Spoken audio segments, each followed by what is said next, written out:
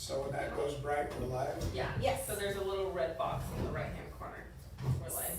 Well, So I can barely see that screen. Can they see us? they can see us. Okay.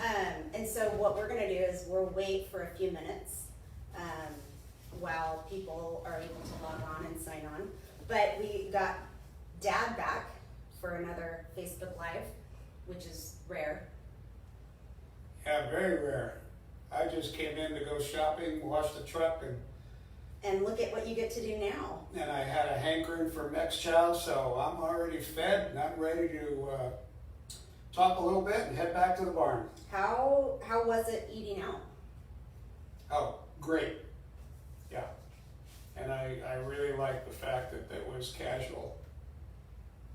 Didn't Casual? have to wear a face mask. Oh, yeah. They didn't wear a face mask. Great food, great service. Well, and so you want to get a haircut, but, because last time I cut his hair. But, I don't know if you wanna How do did that it again. go? But you, Actually, it went quite well. Only today I went to another barber shop and they were only taking appointments, so I got one for Friday.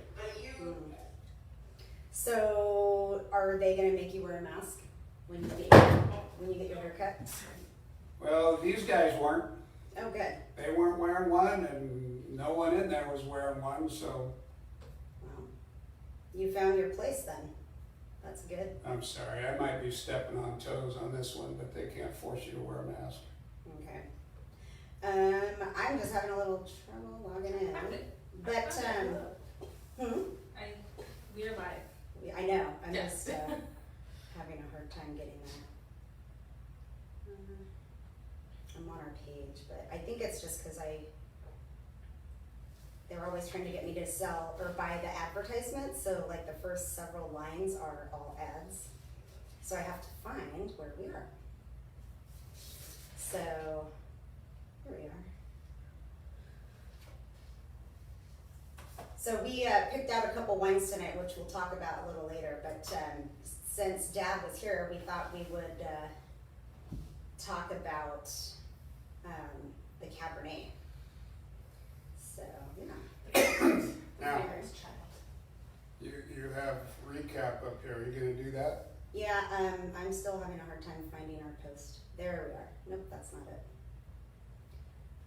I need to just go back to my, let me go backwards here. Try over.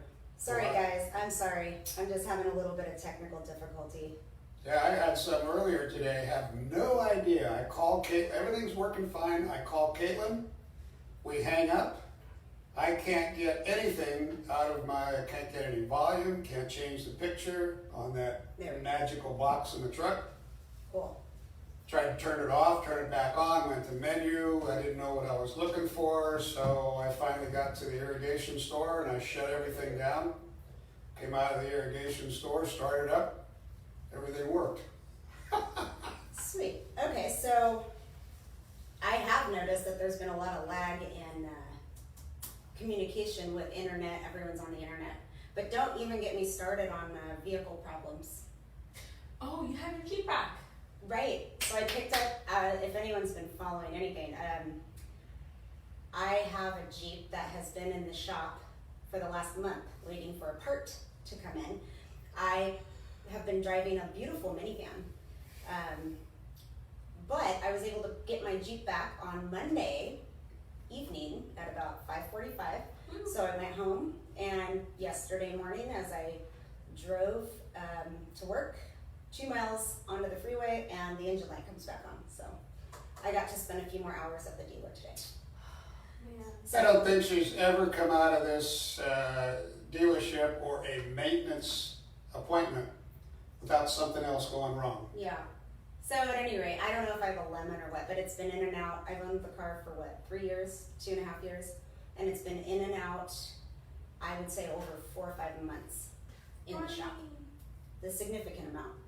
So, at any rate, we'll go ahead and get started, but first we'll give you a little recap of what's going on here in Paso with the coronavirus. And now we have, yeah, thanks Bonnie.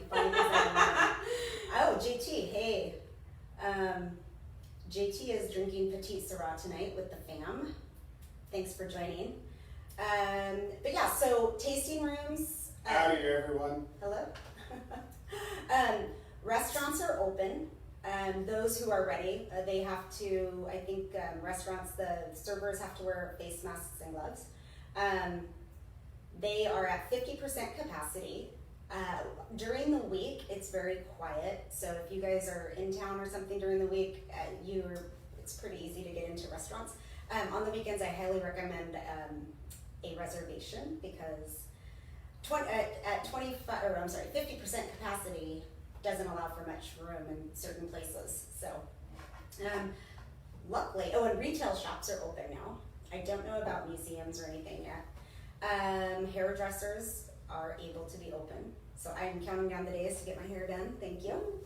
And tasting rooms, we are open as long as don't ask me why. There's no rhyme or reason to it. To me, it doesn't make sense. But bars and tasting rooms are technically not open except if we provide a meal with your tasting. Mm-hmm. So we've paired up with Dean Ramondo's across the street, and we've been checking that box to keep everyone happy. Mm-hmm. So we've been doing tastings, and right now we're still limited with our hours. So we are Thursday, Friday, Saturday, and Sunday from 12 to 6. We are available other days, but I highly recommend calling ahead of time. So, oh, cool. Mike and Barb Ruth are watching. They say hello. Yo, Bubba.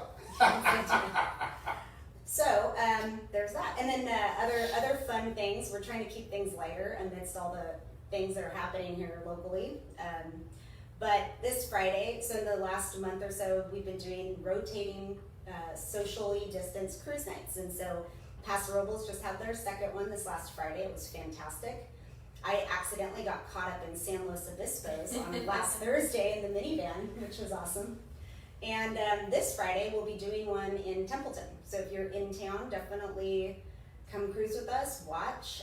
It's been a lot of fun, and they typically start at a meeting point and do a drive-by somewhere. The last cruise night I participated in, we got to start here in Paso and drive by a assisted living facility where all of the residents were lined up on the street in their wheelchairs. It was so much fun. Anna came with me. Yeah. They were smiling. It was a heavenly home. Bonnie was there in her it was chicken fun. outfit. Yeah, Bonnie is like a local sensation with the chicken outfit. She should wear it one day during one of these.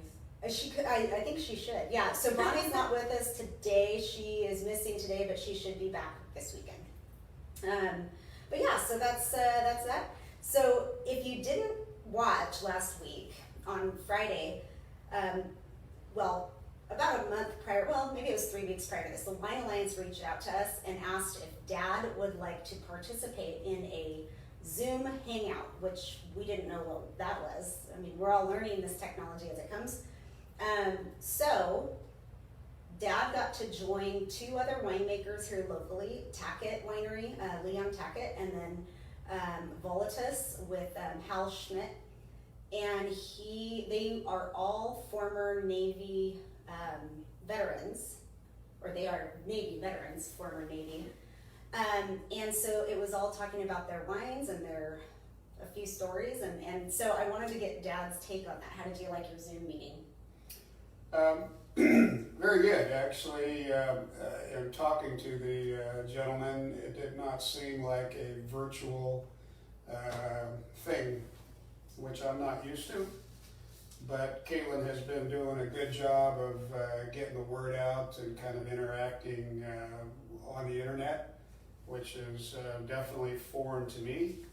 But to sit down here and have 3 faces, actually 4 faces on a screen, and you guys, I don't know if you're going to Zoom or how it happens, but your questions show up on the screen. And once you got into it, it was like it wasn't virtual. It was like the 3 of us were hanging out at a table and talking about wines, talking about the various Navy backgrounds they came from. One guy was a retired F-18 pilot, in particular a Top Gun instructor. The other guy was EOD, in particular a Navy diver. And he's involved locally, so Tackett and Volatus, and he's involved, Leon is involved in a lot of veteran program fundraising, which is a big thing for him. Yeah, and I don't know how much is classified. I mean, we're all, except for Hal, well, I guess I'm the oldest one, but a lot of what we did in the military is definitely past classification, Yeah. I think. Chris, who works at the Wine Alliance and was the moderator, I think probably got more than he bargained for. Wow. Uh-oh, do you have the Cabernet? No! I inhaled some chips and salsa at the restaurant, and I've never gotten rid of them. Oh, okay. So, at any rate, Leon was explaining to me the difference between the Navy diving that he did, which is down to 300 feet, and what they call sat divers, which go below 300 feet. And these are guys that prep for a couple of days before they go down there. They breathe special gases. They've got a dock that goes down with them. Quite a procedure. Matter of fact, Leon says, yeah, those guys go out for 4 or 5 days or a week. And then come to find out Hal, the retired F-18 driver, I don't think this is classified, but in addition to what he did at Top Gun, he also has some type of technical interface with the new F-35 being taught over at Lemoore. So, pretty good guys. I thought their wines were good. I was going to say, that was going to be my question. What did you think of the wine? I did. I mean, I'm not a white wine drinker, but I thought Volatus was a good white. I liked his red blend, which I don't remember what it was. Leon's blend was a kind of Bordeaux blend. I believe it was a Cab Malbec Merlot, or Cab Franc Merlot is I believe what it was. Yeah. And really Hal's? good. That was Hal's. You just said Leon. No, I'm sorry. Leon's was the Bordeaux blend. Hal's was a Malbec, his red. Okay, straight? Straight Malbec. Okay. Yeah.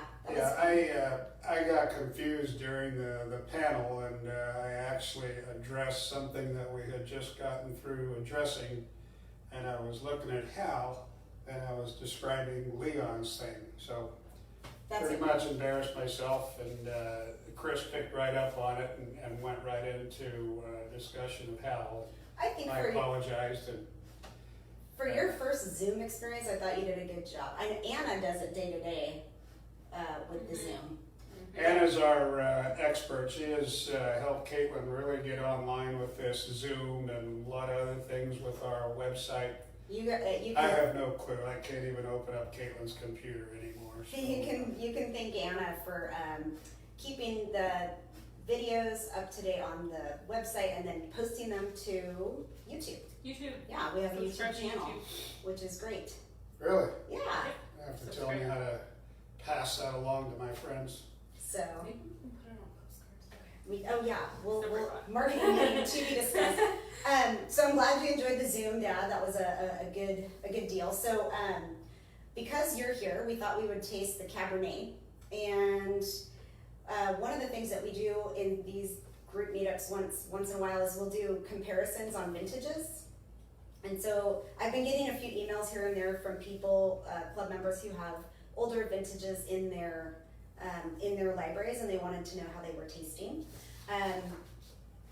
Tonight we are enjoying the 2017 Cab, which was our current release, and then our 2014 Cab. What I enjoy the most about tasting these wines, the Cabernet, is we know it's been the same source. It's our vineyard, and it's for all the years that we've been making wine. It's always the same source, so what you're getting is bottle aging and vintage differences. So, yeah. By the way, I want to thank you guys that are out there watching for participating in this. Obviously, the business is keeping us alive. We appreciate that because Paso Robles is still pretty much dead. Oh, we have a So, question. except for this, it's, you guys are keeping us going, so thank you. Yes, 100%. Yeah, absolutely. We're here. We're open, but it's definitely slow because I think hotels are still limited. RV resorts, I think, are not able to allow people from out of the county, which is kind of frustrating. Bonnie's upset because we're tasting cab without her. Jamie is logged on and wants to know she's eating this. I'm going to give my opinion on the. She's eating a Harris Ranch ribeye. Ah! Do you have a wine suggestion for her? Yeah, I got a suggestion. Save a piece for me. Oh, well, there it is. Well, how about wine though? I don't know what's in your cupboard, Jamie, but obviously steak is a good Cabernet if you've got anything of the new stuff. I think the altitude goes very well. As far as the old stuff, you can't go wrong with a Cab or Petite, i.e. a Balancio or Tuscan Night. I think all those would go well with a steak. I know you're just rubbing it in that you have a Harris beef. If anyone ever wants to make Dad feel a little jealous, just let them know that you're having a eating steak. at Harris Ranch, have Harris Ranch meat, a steak in general, I imagine, right? My suggestion though for the Harris Ranch ribeye, depending once again, like Dad said on your seasoning, I'm gonna go Balancio because it's ribeye is a little fattier, a lot more marbling, and I think like the Balancio is gonna like go with that savory richness. I was gonna. Okay, what's your suggestion? Me? Yeah, you. With, oh man, I feel like I don't know enough to add. Okay. Well, my favorite Pianetta is Tuscan Nights. So Oh. I put that with anything. That would go well too. Love Tuscan Nights. That's Yeah. probably a good That's choice. my wine. Yeah. Okay. Well, so Dad, before we taste these wines, when you first started, if anyone watched the Zoom, they got a little bit of the history of Dad getting into farming. But it's like you got back into farming. It wasn't. A lot of people think that you were just in the Navy and were a pilot and decided to go farm, but you were raised farming. Correct. Correct. Yeah, I don't know how many people are new and how many people are old timers or familiar with who we are, but for the new people in general, we're kind of a fourth generation farming. We started in vegetables, then moved on to grapes after the service. Started this ranch in 96. That's 1996. It feels so long ago. 1996, and then we had our first pick in 99, and then we started putting up buildings. The winery got licensed in 2001. Caitlin opened the tasting room down here in 2006, and we have been going through some remodeling of the vineyard. In 14, we replanted about 27 acres, and then we came back and replanted another 5, and then we came back in 18 and planted another 10. So basically 43 acres have been replanted. And could have been a mistake, but we took our Syrah out and we planted Petite Syrah, Petite Verdot, and some more Cab. And I do have the branch leased out to a very large grower. I don't necessarily agree with all the decisions because now everyone is saying that there's such a glut of Cab on the market that the prices are going to be down, and now everyone is looking for Syrah, Petite Syrah, Zinfandel, and believe it or not, Merlot. And I can remember when I first started, Merlot, everyone was saying, don't plant Merlot, we've got a glut of Merlot, and here we are, I don't know how many years later, and they're short of Merlot. So it's like a caterpillar. So you take your best guess, and I think we've got a good mix. I was just telling Caitlin earlier, I think I would have liked to have kept some of our Syrah. We had a nice Syrah. Now, let me ask you this. Why Cab when you first planted? It's a good question. Cab is a good grape to grow. It's actually fairly easy to make wine out of. It's a very hardy plant. No, it's not. It's very, Don't tell people my job is easy. well I'm just It's kidding. not the job that's easy, but the fermentation process itself is very cool, almost textbook. Ferments, doesn't clog up, easy to press, easy to crush. And when we first started making wine, we just made cab. I mean, well, the first year was a little hiccup, but you just wanted to do 100% cab. Yeah, that was our very first vintage, 2002. I think we made 360 cases of cab. We started selling it in '04, latter part of '03, '04. Caitlin graduated Poly and came on and pretty much is responsible for all the winery work, the winery marketing and everything. Okay. Yay! Thanks for the plug. And then in 14, we started a replant. Actually in 18 is when we replanted Petit Syrah and Petit Verdot. Even though it was a 2-year plant, we made a couple barrels of that, just wrapped it the other day. Let me get back to the cab.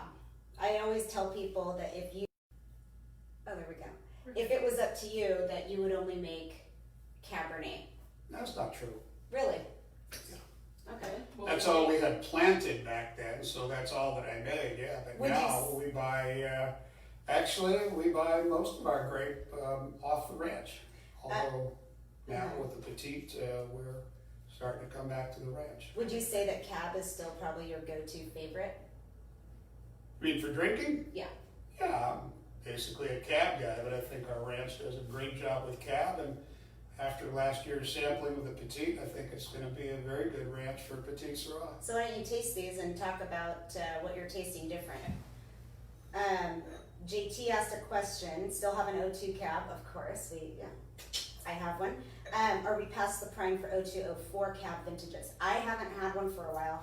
I think I would say, is it past its prime? Most likely, but that doesn't necessarily mean it's bad. So when you're aging wine, you look at it as a curve to where there's like a diminishing point of returns on the aging, and then you get to the top, the bell curve, if you will.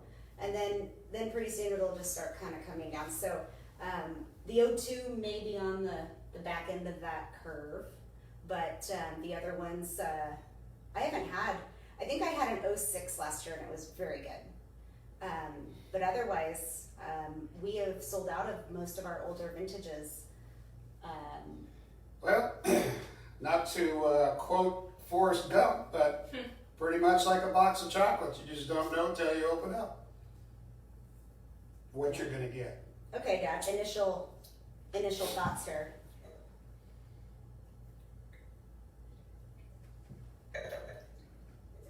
Nice nose on the 17, I think pretty balanced.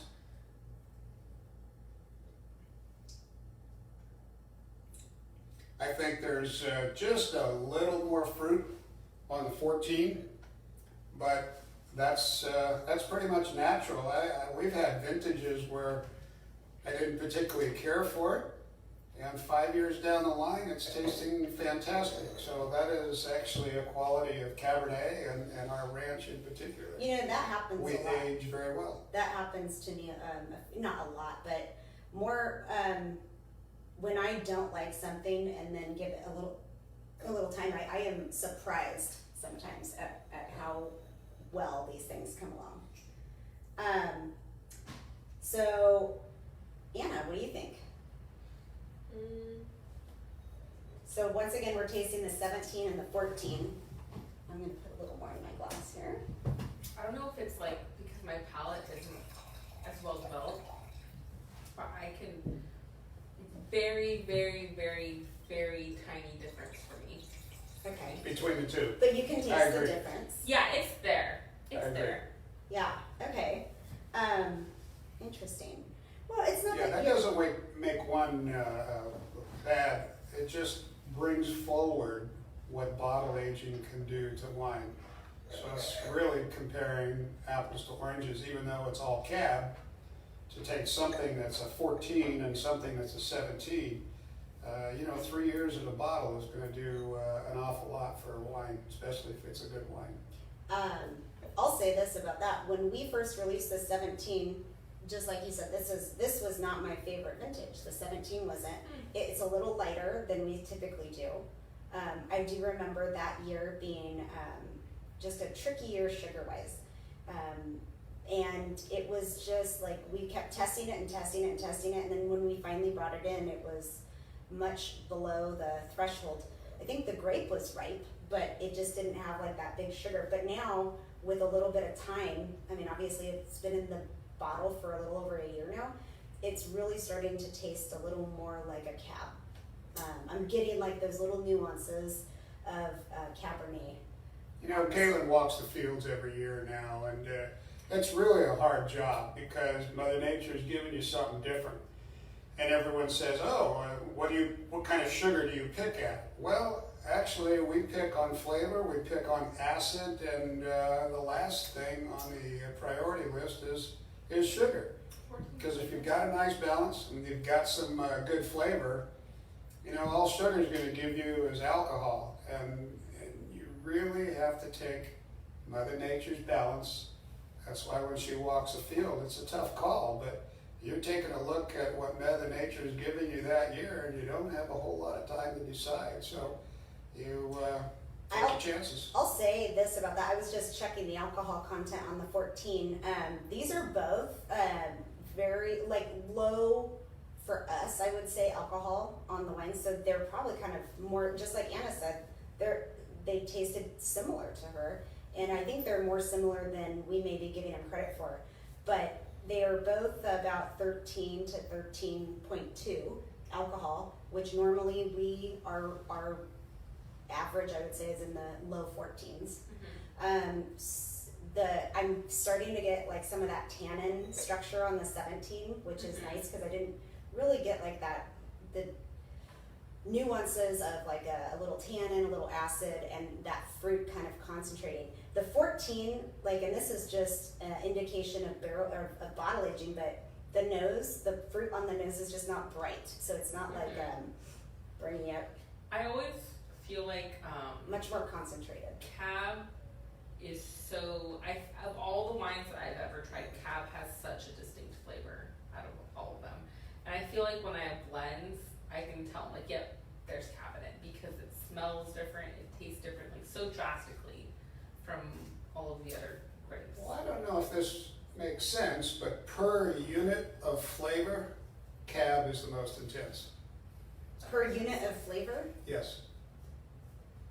What kind of units? You take your berry fruits, and this is going to be very strong. When you take your blackberries, black cherries, I think Cab is going to be very strong. Not to say that you don't have strong fruit flavors in Petite Syrah, but it gets to be very specific. I think Cabernet, across the spectrum of fruit flavors, is very intense. And makes a hell of a blender.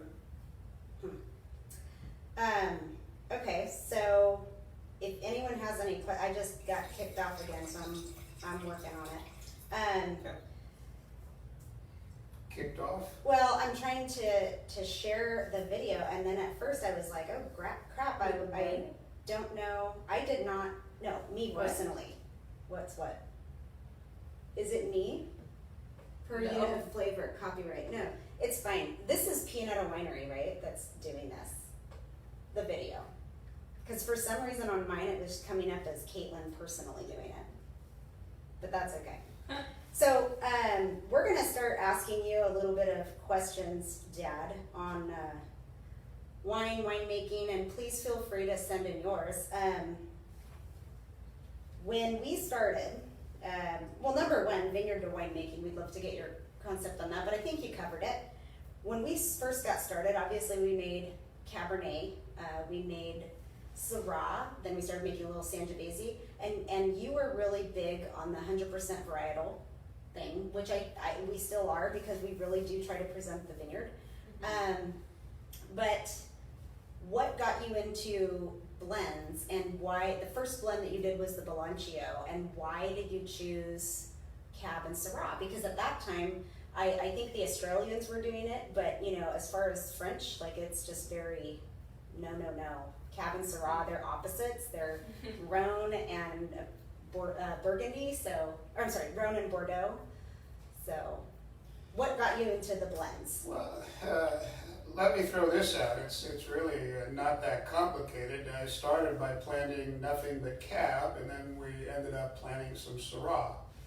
So I believe '04 was our first blend, and we thought we would make a blend representative of the ranch, which is Cab and Syrah. As far as the percentages, we played quite a bit with the percentages to come up with that blend. And we called it Balancio because real big on that word balance and moderation. So we felt that Balancio was a big representation of what our ranch could do.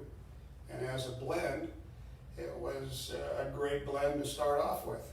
And until we started buying Sangiovese and Petit Syrah, we didn't really come up with Tuscanite. So just the fact that we had it on the property and we could make a nice wine out of it.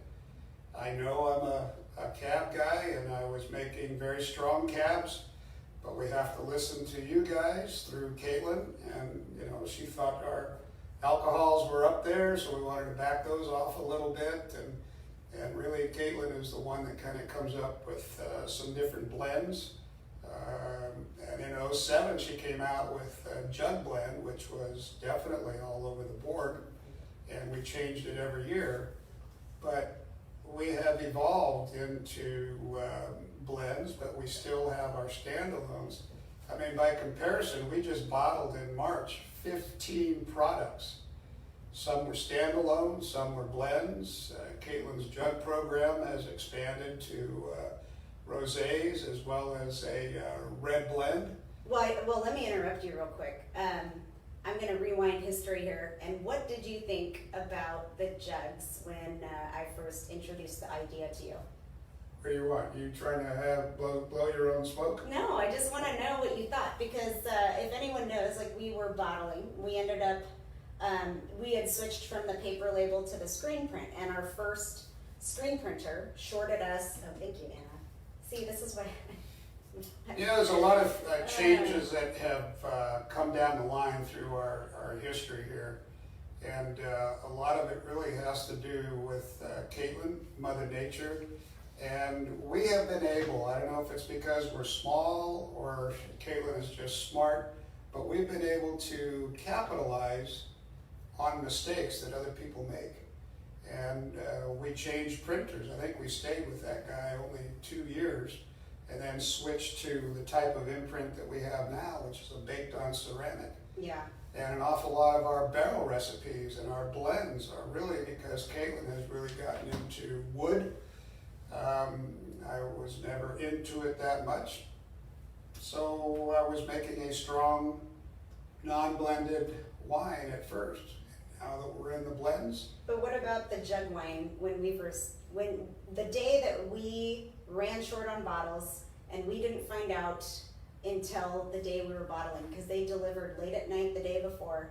The manufacturer called me the next morning. We already were bottling, and they said, oh, you're going to be short 30 cases of Zin. You're going to be short 20 cases of Cab. Yeah, it was really frustrating. I didn't know that much detail. Well, and then of course I answered the phone, and then of course I become the messenger who has to go tell him, and that was not a good day for me. But what did you think when we decided to make them all blend and have it at the barbecue? So here's one of those mistakes that turned out to be a good thing. Because we didn't have the bottles, Caitlin elected to keep one of the wines in barrel, leave it in the barrel. We later on, I think, blended it with her jug wine, but we had some Petit Syrah, I believe, in a barrel for like 36 months. And we were afraid to blend it with anything. It was just delicious. And the longer it stayed in the barrel, even though it was evaporating, the smoother it got, the more intense it got. And that really turned us on to some other things we did with Petit Syrah. So, you got to roll with the punches, and that seemed to be a pretty good roll. And that was Caitlin's call. I wanted to blend it back into the next vintage. But she was very adamant about keeping the barrels separate. Pretty soon I'm going, boy, am I glad she kept it separate. And then she bought a couple of high-dollar French barrels, and we put one with Cab and one with Syrah. And that wood turned out to be the best wood that we ever bought. And regardless of whether we were tasting the cab out of that barrel or the Syrah out of that barrel was really a phenomenal barrel, which led her to buying more barrels similar to that. So, you know, not all mistakes are mistakes, they're just changes in the road. And as a small company, we've adapted, and that's primarily because of Caitlin. I probably wouldn't have done that, but we know. That's me. We wouldn't have done that. So at any rate, all things being said, I think we've evolved into a pretty nice small winery. You know, we'll have some discussions as to the number of products. She was experimenting with a couple of grapes, so that was not necessarily planned to have 15 products. If we are going to plan to have 15 products, then we're going to have to do something about our tankage, because we were really caught short right there at bottle, and we couldn't rack and put things in tanks like we wanted to. So that mistake is still being analyzed. But I think we're going in a good direction, you know, as long as you guys like the wines and we can stay in business. Why, I think Caitlin is going to do a good job. Okay. Well, okay. So, Anna, do you have any questions for Dad? Did we address like how you felt when putting? Actually, there's two. So one was, you know, how did you feel about taking out straw? The second question was like, why Petit Verdot? Well, Question. since it's been a few years since we did that, yeah, I kind of regret pulling out all the Syrah. I did not request the Petit Verdot. That was the guy that was renting our ranch wanted to put some in, and we kind of thought that we might like to play with it. We'll see. This is going to be the first year that we've harvested it, so Caitlin will see what she wants to do with it.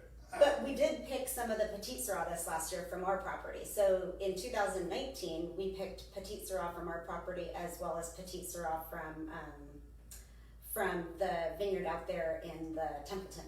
So it'll be kind of interesting to see how that compares and contrasts. And this is Petit Syrah off a 3-year-old or 2-year-old vine. Barrels that we've got in the winery are from a 2-year-old vine, yeah. That's exciting. Yeah. So when do you think when's bottling? That won't be until next year. So it still has like another year to go-ish. Yeah. But you know, it'll be kind of something fun to try and yeah. But okay. You know, in all honesty, Caitlin actually wanted to plant some Sangiovese on the property too. Really? Yes. Thank you for bringing that up, Dan. But here's the thing. We really have two businesses. So in a 95-acre ranch with 69 acres of vines, you can't really plant an acre of this or 2 acres of that unless you are going to commit to that. And so far, a lot of our experiments, it's good that we could buy the grape. You don't know whether you guys are going to like it. We don't know whether that particular site is a good site. I mean, it takes you a few years to zero in on a site. And the guys that were making wine out of our cab, namely Mondavi's winemakers, said it takes them 3 years to zero in on one source, one ranch. And when they're making 1 million cases of cab, they may be dealing with 100 different sites. And that's water, that's soil, that's climate, and that's grower. You know, they definitely filter their growers out too. So a lot of variables, and to sit there and try to come up with a winner in 1 year, I think you're short cycling Mother Nature for one, and it really takes you a long time to figure, you know, if you've been buying grape from a ranch for a couple of years, it takes you a while because it's going to be another couple of years for the first time you tried it before you really zero in on that ranch. And then there's something called consistency. Will that site consistently produce a good grape for you? So a lot of variables, and it takes an awful long time. So we've been working with Petite for quite a few years, and now that we have it on our property, we know how to treat it. Our soil, our site, and our water, I think, are going to produce a good Petite. I still don't know whether it would have been a good Sangiovese site or not. Oh, I think so. That But would have been cool. I think Petite would be optimal. I know it would be cool, Sangiovese. But that's Well, we still have 26 acres of old cab that's probably going to have to be replaced here shortly. So most likely I'm not going to go back in with all cab. Do you feel that your tastes have changed in the last 20-some years, being cab being your favorite, or would you say that maybe some of these other varietals are growing on you? There are other varietals growing on me, but when you put out that many different products, it really comes down to mood and food and that particular vintage. Mood and food, you heard it here. Yeah. I mean, I'm a big fan of Petite Syrah, even a standalone, but there are some things that we've done that even though, well, I don't know, if you've put the blend down for everything that we've done, usually jug wine is where we play with a lot of different blends, and now she does, because she changes the blend every year, she doesn't even put the blend on the jug wine. Oh, I do if I can fit it all there. Well, It's really a matter of but here's the thing. There was that time when there was like 12. The jug wine program has gotten to be so large. So before, we were pulling wine from our normal program. And so you can only pull so much before your normal program starts to suffer. So then I started asking Caitlin what kind of blend she was thinking about, because you now have to buy a grape for that blend, even though it may only be 1 year. Her jug program had grown to 400, 450 cases, and we don't bottle it all at the same time. And in fact, as things age in the barrel, she might change her mind and change the percentage a little bit. So every time we bottle a jug, even though it might be the same wines, there are more barrel aging characteristics to that bottle. And once again, it's complicated. Pretty cool. So here's probably a loaded question, which I'm sure you always like. Well, actually, no, I think the question. Loaded? I better have some more wine. Yeah, actually, I think, this happened just this weekend. I mean, every day is a new day, especially right now. I was talking to a customer today, and they were just verifying that they had purchased some tickets back in February, and I was like, February seems like last year. I know. Boy, no kidding. Well, and I was just up at the winery.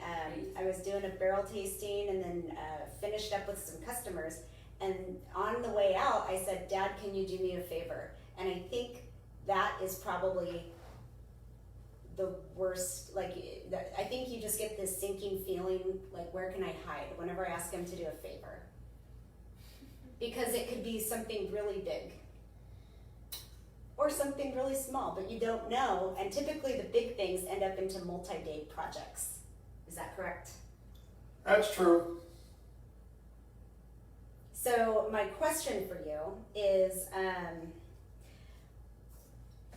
everyone knows, like, you got, kind of sick, and then, so I ended up stepping in and taking over the winemaking, but then I kind of enjoyed it so much I haven't let you take it back over. What has been, now that you're back in the saddle, so to speak? Let's just rephrase that, let me take it back. So her requests lately of will you do me a favor usually involve racking, blending, doing something in the winery while she's not there. Well, I guess my biggest question is, since I've been doing like a lot of the, and I cannot express this enough, like, during the harvest season, I'm still running around doing everything and coming down to the tasting room as well. So Dad does do a lot of the day-to-day, and maintenance, although I do the picks, I'm up there every day, it's just, I can't be up there all day every day. But what has been, as far as like calling the picks, choosing the varietals, choosing the vineyards, choosing the barrels, making the calls on what to do, how to process the fruit, how to ferment, what has been the biggest challenge for me taking over for you?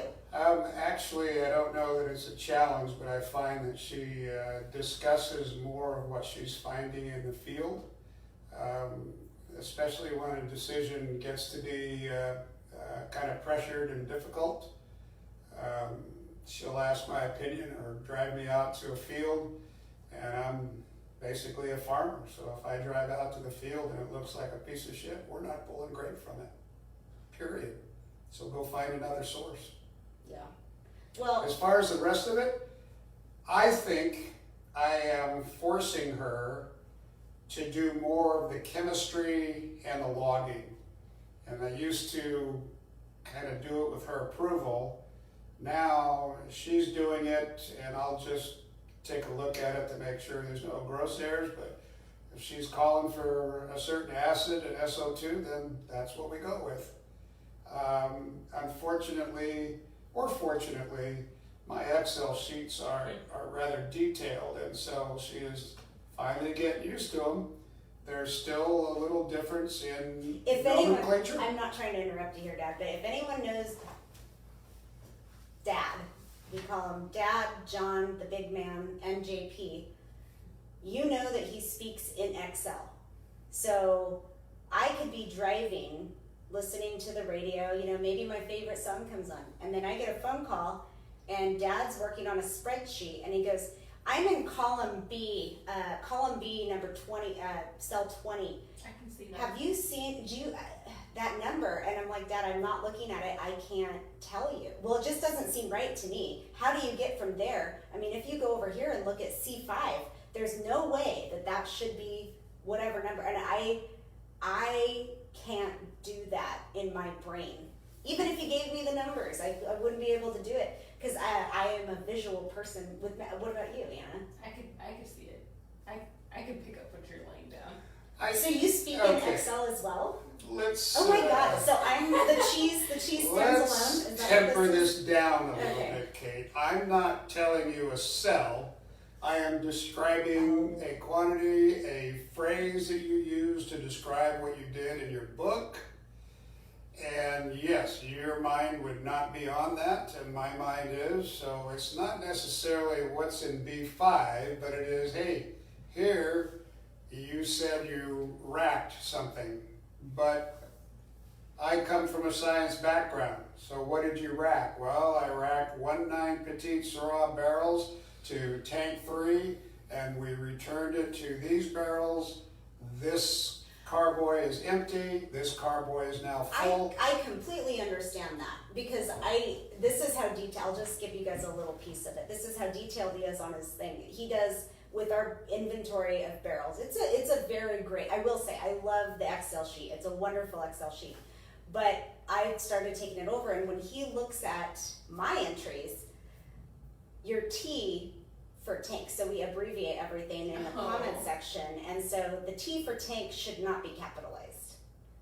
And it's like little things like that, and it's like details, little tiny details. I get most of them. I'm talking about numbers though, Dad, and you do call me about the numbers. It is attention to detail, and that just happens to be my either my forte or my drawback, but that's the way my mind works. And now that she's taking it over, I'm always thinking of some surprise visit from the feds, and when they're asking questions, you've got to have enough detail, because it could be 3 or 4 years down the road. So the more detail you put in your entries, the better you can answer their questions. I will say, I mean, in Dad's defense, we do have to account for every gallon, every half gallon of wine. Every drop of wine. Like, you cannot just say, oh, I lost it, because that's not okay. That's not good enough for the government. Yeah. So we do have to account for every, and as you guys know, if you guys have ever been to the winery or know anything about making wine, there is evaporation due to just aging. You know, the other day I was filling an order and I tripped and I think I broke a bottle. Like, that happens. It happens. Accidents happen. It happens to me all the time. We have to account for that. And that happens an awful lot with me lately. My mind wanders, I shake, I trip. I probably spilled more wine than she knows of. That's not good. And I don't just break a bottle. If I hit a pallet with the lift truck because we don't have brakes, I break about half a case. We need a new lift truck so bad. Oh my God. Yeah, brakes. We don't have brakes. Oh, if you what's the? I just want to ask. Can you repeat the protocol for driving the tractor right now? It's a slow 3 pumps on the brake. We'll do this offline. We are gonna have to do something about the master cylinder on that lift truck. It is just leaking like a sieve. I could probably get more pressure out of a pasta sieve than I can out of that. Well, we've had a brake issue on this thing for a while. Well, we're using a forklift that's got to be 60 years old. 60 to 70 years old. I'll ask my uncle, but boy, that thing was used when they bought it, and I'm 74, so I was operating that thing when I was a kid. And you're still a kid, Very Dad. young kid. Yeah. So when this all first started earlier this year, Dad, I would go up there and work, and he goes, okay, if you're going to drive the lift truck, he goes, pump the brakes, just quickly. And then now the protocol is 3 slow pumps, and then you'll get a little bit of pressure. At any rate, we have no brakes on the forklift at the moment. You have to fill the reservoir every time you start the damn forklift. Don't tell OSHA. Okay. JT wants to know safety inspections in the near future. Fortunately, we're not under the same scrutiny as the government, and I don't think that we'll have OSHA. Safety inspections? That's what he was asking. You know, you ought to stick to the military, JT. No, nothing that I can foresee. And honestly, that is the other benefit of being out in the middle of nowhere is Well, here's the benefit to that. out of I'm the the operator, jurisdiction. so you can't govern me. OSHA's on their way if they can find us. Okay, well that was awesome. Tell me what a big relief has it been for you, or has there been any relief whatsoever? My relief has been more pressure on you, so you are taking over things. I like that because I don't want to be taking over. This is supposed to be a continuous turnover. And so as far as turnovers go, I think it's going as well as you can. My stress point is that Caitlin has too much on her plate. Well, She gets stressed out. we're a small business and we're spread thin because you do a little of everything. And now, even Anna knows this, with all these coronavirus things, I'm supposed to make sure that you feel well every day. I have to, there's the employee protocols where you have to give them a quote unquote self-check, which honestly, I'm pretty sure everyone just kind of nonchalantly does it every day anyways. If I woke up and had a fever, I might not go to work that day. But now we have to be conscious of asking you. I could see how that would be a thing for really large businesses like, Walmart or, Yes. should probably, but I'm not getting into that. But I mean, me and Bonnie, if we were talking about this the other day. We were I really hope if there was a day where we both, no call, no show, Caitlin would know something is wrong.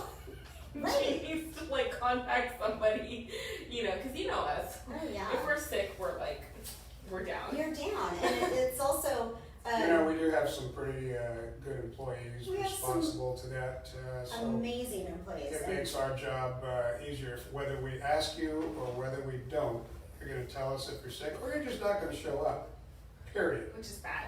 Yeah. That means something's wrong. Well, I'm going to go in a direction Caitlin doesn't like. I mean, if we are getting sales from this, then we don't have to have a packed tasting room.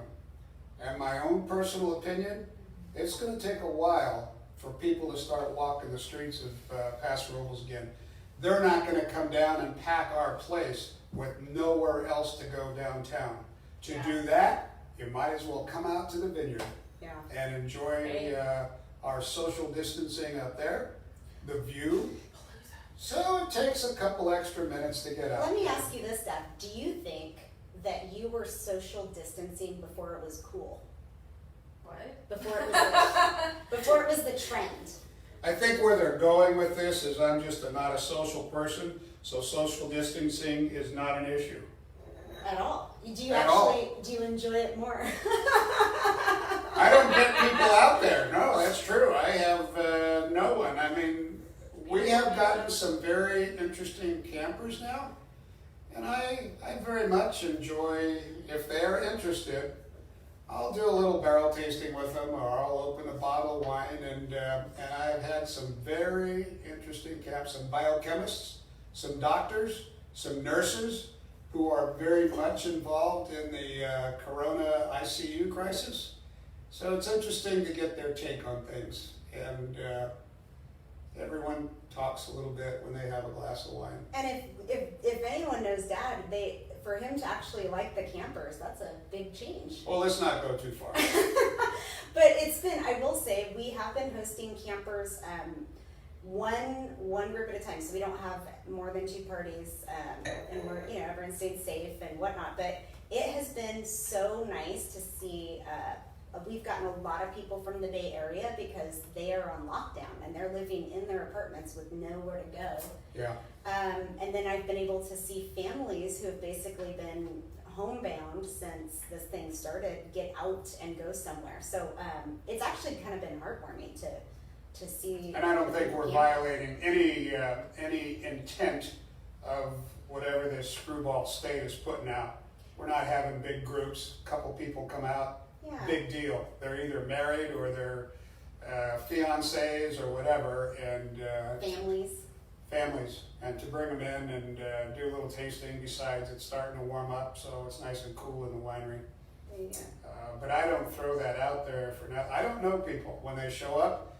Obviously, I take a read as to how they're conducting themselves, and how do you read that? How do you judge their conduct? This is a good question. I've always wondered. Well, I don't have a checklist, but there is a way that responsible people carry themselves, and that's the vibe that they give off. If they are pretty much scatterbrained, then you're not going to get an invitation by me to taste wine. So I'm not scatterbrained. No. You can't identify. You're very organized, Anna.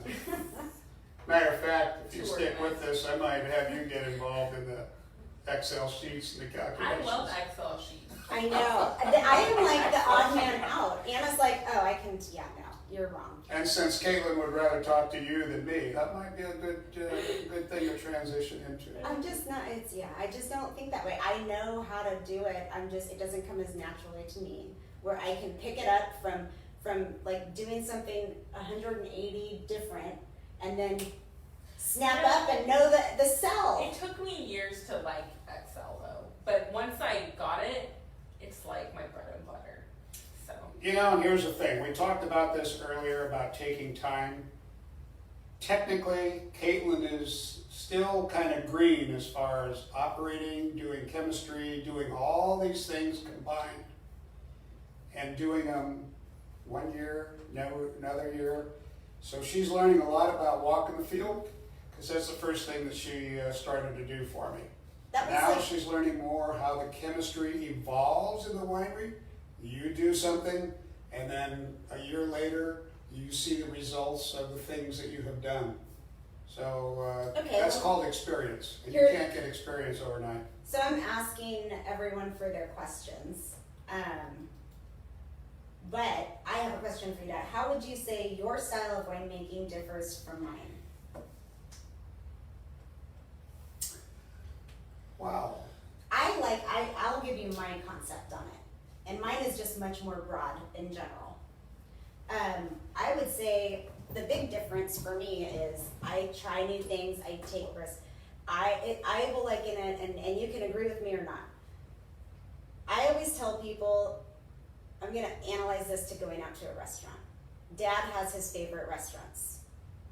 If he goes to the same restaurant, he will order the same meal because he knows he likes it. He enjoys it. It's filling.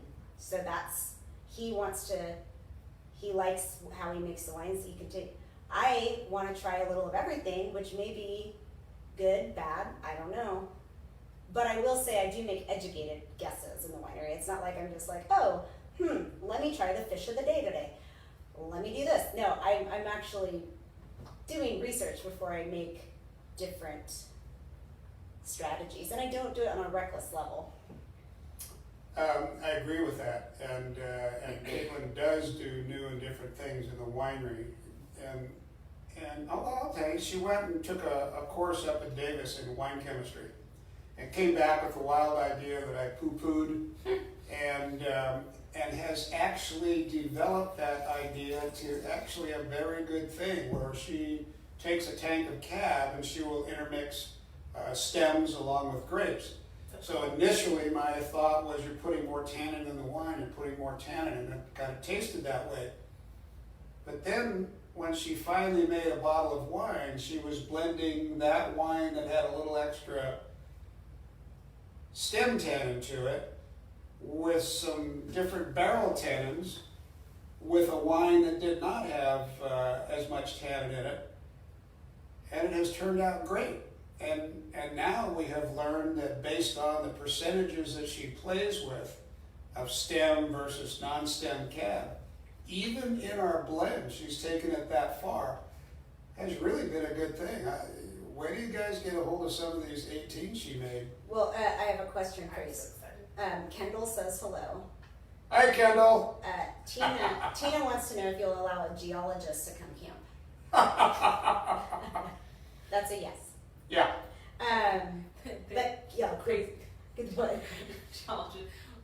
In college, we had the geologist club, and they were disbanded because they were too crazy. They'd go out and do Your geology club was disbanded? I wasn't in it, but we in the major, because I was bio major, like they were. I hope you're watching crazy. this, You rebel rousers, you. Oh my, the geologist club.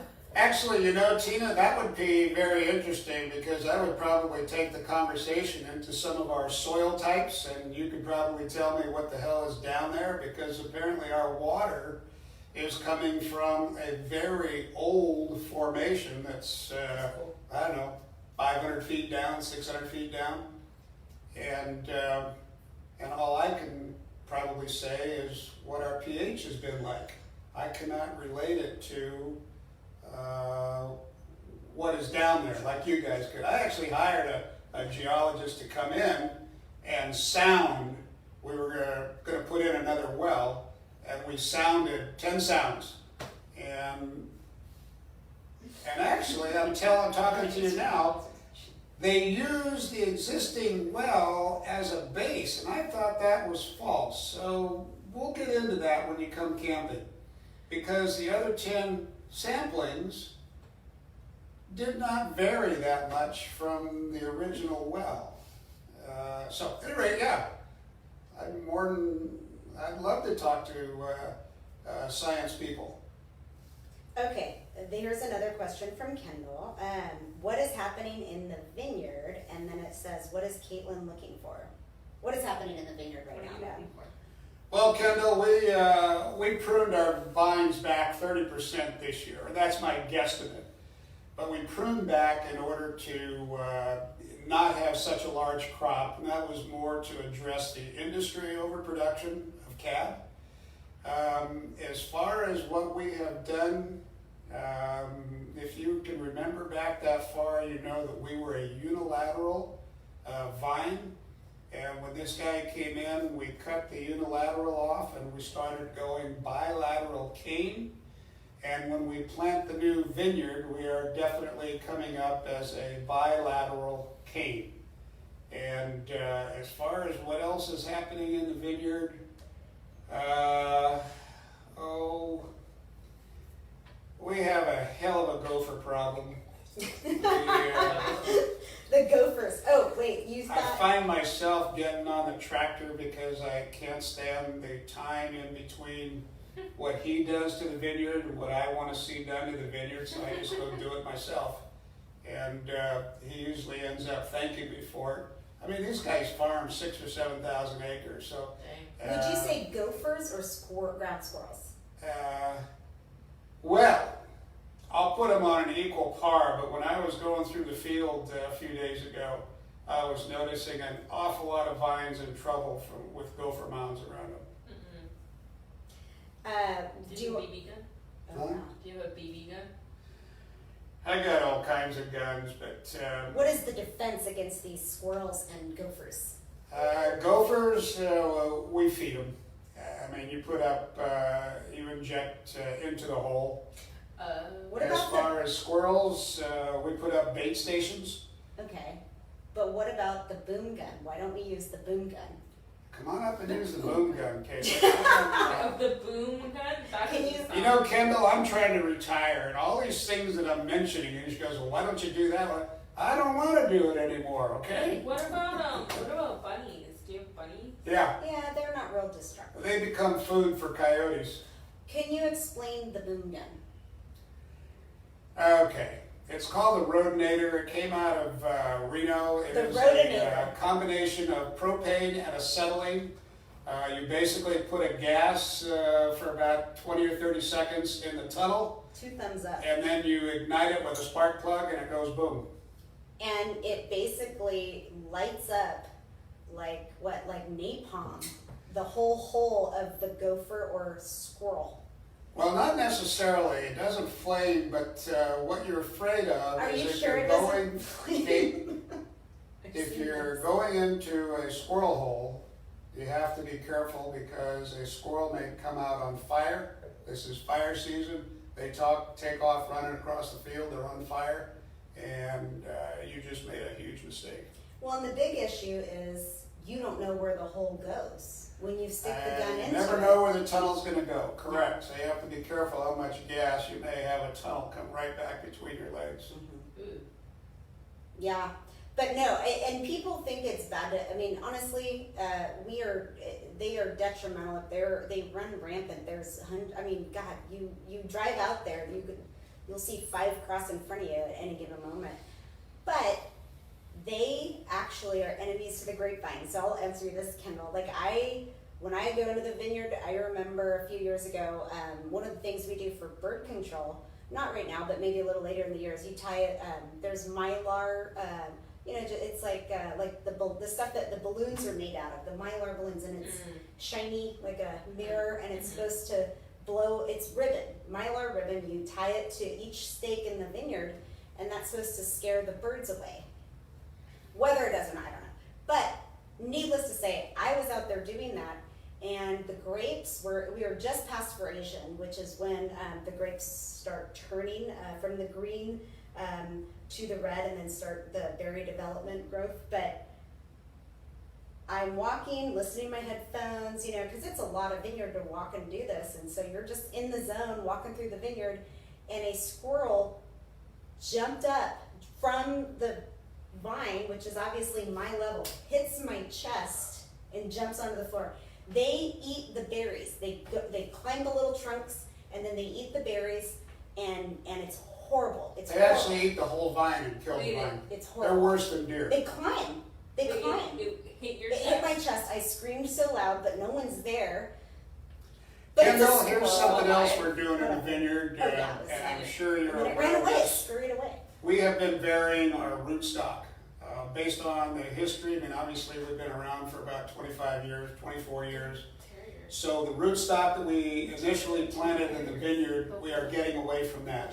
And we are now not only not going with one rootstock, but we are putting some various rootstocks in there that go along with either a high salt water or a shallow soil, salt in the soil. We are using a lot of gypsum and a sulfuric acid drip. So I think those have helped. The vineyard looks great right now, I will say. I mean, weather and all that stuff. We did get a little bit of wind during, like with the bloom, but nothing that was real detrimental that I saw, right? No. And we got a little bit of rain, but it was not anything super heavy to cause any damage. So We got more than a little bit. The last 2 years, we've damn near come to our normal, which is about 12 inches. So we got 11 and a quarter this year. I think we had 10 and a half last year. So we're getting more rain. And in particular, the last 2 years, we've been getting almost as much rain from November to January as we have from January to April, which the vines really like. okay, so Mike Ruth, question. This is going to be a real difficult one. If you had to choose between the Tuscan Nights or the Blanchia, what would it be? Loaded question. Well, Mike, that's what's for dinner? That's a good answer. What's for dinner? That's a good answer. Absolutely. And once again, if you're not going to give me dinner, then I'm going to say, what's the mood? Are we doing Blanchio or Tuscan Night? In general, Tuscan Night has a flavor spectrum in it that goes with an awful lot of food. And because the blend is not a big dominant Syrah, and because of the chemistry between the Syrah and the Cab, I think Blanchio would be a good wine to put with all kinds of foods. The latest one that we've had, and I don't know if Kendall knows this, but looks like we're going to come out pretty consistently now with this Cabernet Petite Syrah blend, which we've called Altitude. We made it in 14, it was good. We made it in 18, and it's very good. And so we will play with the percentage a little bit based on the year, but that Petite Syrah Cabernet blend is really a nice one. So what's the final answer? Tuscan Nights. What? Tuscan Nights was the final answer. I mean, again, Tuscan Nights is my wine. Your vote is If I were to Tuscan. ever get married, that's the wine I would Aw. at the wedding. That's Okay. my favorite. Tuscan. Well, there you have it, Mike. Have a bottle of Tuscan. The vote is Tuscan. I mean, that was a tough one. And if you want to get rid of your Blanchio, I'll come out there and all you need to do is provide the steak and I'll drink the Blanchio. He just said it's the mood and the food. It's the mood and the food, that's Mood and correct. the food. There it is. Do you guys have any other questions for us? And Kendall, just to get back, what am I looking for? Right now, I don't know, a little bit of a break somewhere. But no, during harvest, Dad nailed it on the head earlier. It's a flavor. I mean, you're looking for specific, like, hit points on the berry, with whether it's sugar, pH, all this stuff. But a lot of the times it comes down to flavor. So when I walk at a vineyard, that's what I'm tasting for. But you can also tell the longevity, because sometimes depending on the year, some of these vineyards get so stressed out they don't quite finish.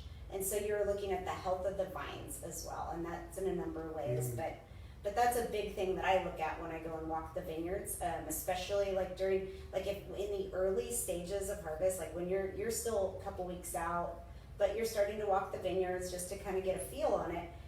If there's a grape that probably wouldn't be coming off for another month and a half, and you're seeing the vines like already super stressed, turning brown, like I kind of liken it to like Halloween, where they just kind of like crumble. They just look like shriveled, sad vines. That to me is kind of an alarm right away. You know, Kendall, that's a very good point. We don't look at any one lab report to determine when to pick. We actually don't even start going into the vineyard and checking until we get some kind of acid sugar read, and then Caitlin starts going in and tasting. And right up until that point, you keep driving by the vineyard just to see how they're irrigating, how, are they trying to push the plant to finish? Is the plant going to be way behind? I won't make a suggestion to the grower unless we have to, i.e., Are they just totally cutting water off to try and get the sugars up to get the darn fruit off the vine? I don't like to see that. I also don't like to see the berries being pumped with water. If you really watch how Mother Nature works, and I'm sorry for those growers out there that do that, Mother Nature doesn't react that fast. You can flood irrigate your damn vineyard. Mother Nature's only going to take the water up that she wants, and the rest of it is just going to be detrimental. So everything in balance. We like to maintain the pH that we bring in from the field. We like to maintain that through the life of the winery. So we try to stay close to what the vineyard gives us for what we do in the winery. And basically it's all about flavor, so that's all about Caitlin walking the field and deciding Okay. what we like and what we don't like. I have another question, and I thought this was a great question because I'm going to ask all of us, because Anna has been up and barrel tasted with us, and you've tasted barrel samples. What wine are you looking forward to tasting in 2021? So I'll start with you, Dad, and then you can go, Anna. What wine we're taking? What wine are you looking forward to tasting in 2021 next year? Maybe something that's in barrel? So you want to know if I think the 19s are a good wine to be tasting in 21? Right, and which one are you looking the most forward to, like watching develop and taste in a year? Well, I once again, I go back to Cab because that's usually where Caitlin tries these new barrels that she buys. And, you know, we've been tasting. One barrel that you like one time may not be as such a shining star the next time you taste it. So like I said, you have to watch these barrels evolve. And since we always have plenty of Cabernet, which covers a wide range of barrels, as well as ages of barrels, we do very well there too, Kendall, by varying the vintage of the barrel, not just the wood. I think we have backed off. Obviously I was just starting, so when I'm buying barrels, there's a lot of new barrels out there. Now we enjoy making up, and Caitlin does it, she makes up the barrel recipe and interjects once used, twice used for some of our heavier wines, brings in a lot of neutral wood for our lighter wines, but she's the one that would always probably put a new barrel in one of those lighter wines, and she'll put a neutral barrel in some of the heavier wines just to get a nice cross section of how the wine is aging in the wood recipe that you've selected, which is once again a good thing because of the different types of wood, the different barrel vintages. We really do have a fairly complex barrel recipe, and I think that that helps us in many ways. One, gives us the advantage to change if we have to.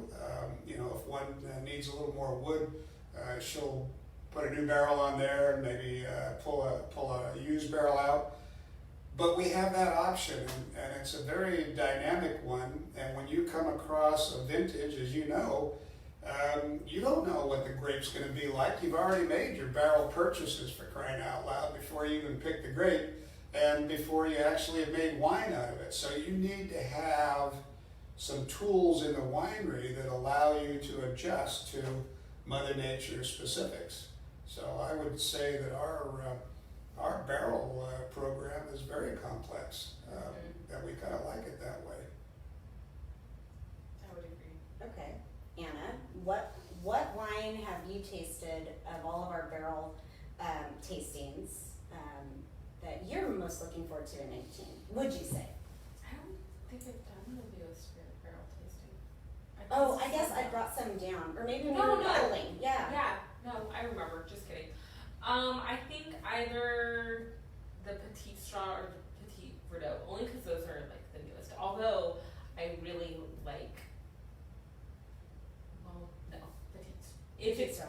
We don't If have it's- Petit Verdot. We don't have it Not yet. in Okay, so the then winery Petit yet. Straw. Yeah, Petit Straw. Petit Straw. Yeah. Now, what she took in, which is interesting, is Malbec and Cab Franc.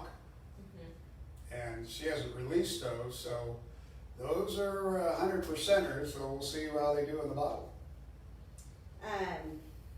So I would answer that question with, so I was really happy with both the Syrah this year as well as the Cab. And so at first I was trying to think, because I did experiment with some new manufacturers on barrels, and when we do that, we only buy one or two, because you don't want to make a big purchase of these barrels, because they are very expensive, and if they don't work out, now you're stuck with them. So I tried a few new manufacturers this last year, and I have those on the Cab and the Syrah programs. I'm very excited. So my wine that I'm looking forward to trying next year in 2021 is the Blancio. Oh. So yeah, because we hand select the barrels for that, so it gets priority in the winery. So I think that's going to be great, because I've been tasting them a little bit the last couple weeks, and really happy. I would say I'm happy with like 90% of everything. A little bit of insight on that. We do not make our blends until the wines have been in the barrel for about a year. We like the wines to develop their character on their own before we marry them up. So when Caitlin wants to taste the Blancio in 21, it's going to be well after November, because that's usually when we make up our blends. Do we have any other questions? Any other questions? Do you have any thoughts, Dad? Any final thoughts? How do you feel about being on the Facebook Live?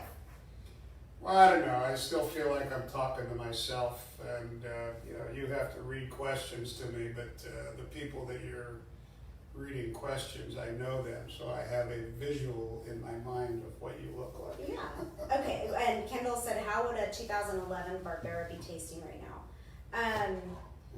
You know, I will say this about that.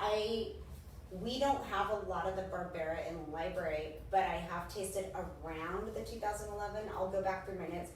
I was surprised, and aging wines isn't typically my thing, but I was surprised. I tried either a 12 or a 13, and it was great.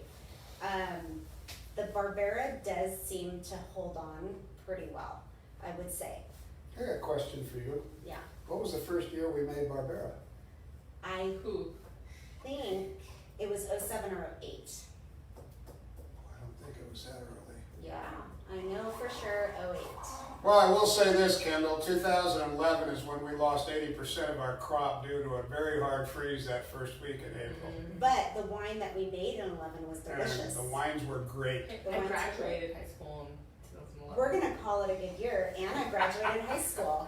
I didn't think that I could feel worse today, but I'm old. Thank you. No, it's a good thing. Oh, I think I trump all you guys as far as age goes. Oh my goodness. If you've got a 2011, I'll look through the winery. I don't know if we've got She it. says that she wants to share it with you. Oh, hell yeah. Hell yeah, Kendall, bring it on. But that means that you actually have to, like, show Sure. up for dinner.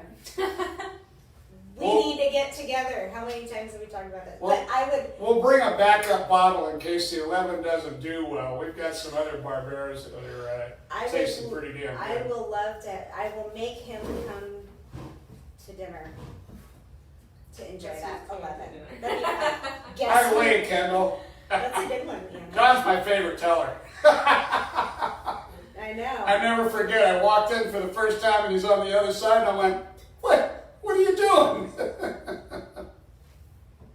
Can't see anybody. You can Yeah. talk through glass though. Oh my god.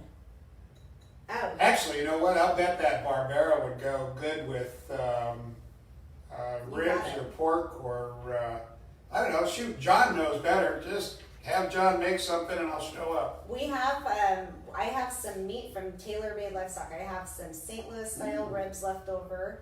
I have, oh my god, I made one of the, so we all, as a company, we ordered a big box of, cooler of meat from Tailor Made Livestock. He's a local farmer out here. He does pigs, cattle, I think chickens and some other thing. Anyways, so I had the filet the other night, and I gotta tell you, it was delicious.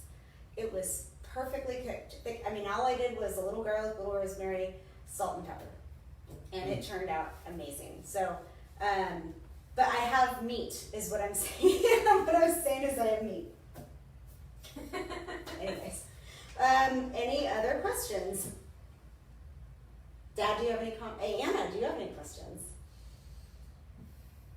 Anna gets to be in a socially distanced wedding this weekend. I think she's quite excited. Her whole family. Socially distanced wedding? Yeah. Give me a break. Well, You guys realize she's put a muzzle on me as far as giving those kinds of opinions. no. Well, I think we're all getting the itch. I mean, here in Paso, I think we're comfortable. I got to eat out for the first time last week, which was great. Oh, what? What's up? I don't know. Did you have something to say? No. Share it. No. That's cool. So we will say goodbye, but Dad, I just want to say thank you so much for joining us. Well, thanks for the invite, even though it was like 30 minutes before the event. Yeah, well, you know, it's been a crazy couple days, and we wanted to make sure that we were going to be able to be here at the tasting room. So Let's see, so 2-hour difference. Well, you guys are probably already in bed, but if you're still up, JT, Britt, Allie, Emily, Kelsey, nice to see you online. good to Sleep see you well. guys. Yeah. Talk to you soon. I guess you guys are getting a lot of rain out there now. Okay. Cheers. Okay, Thanks so much, Amanda. It was Thanks good for to joining see us. you. talk to you soon. Man. Absolutely. Thank you guys so much.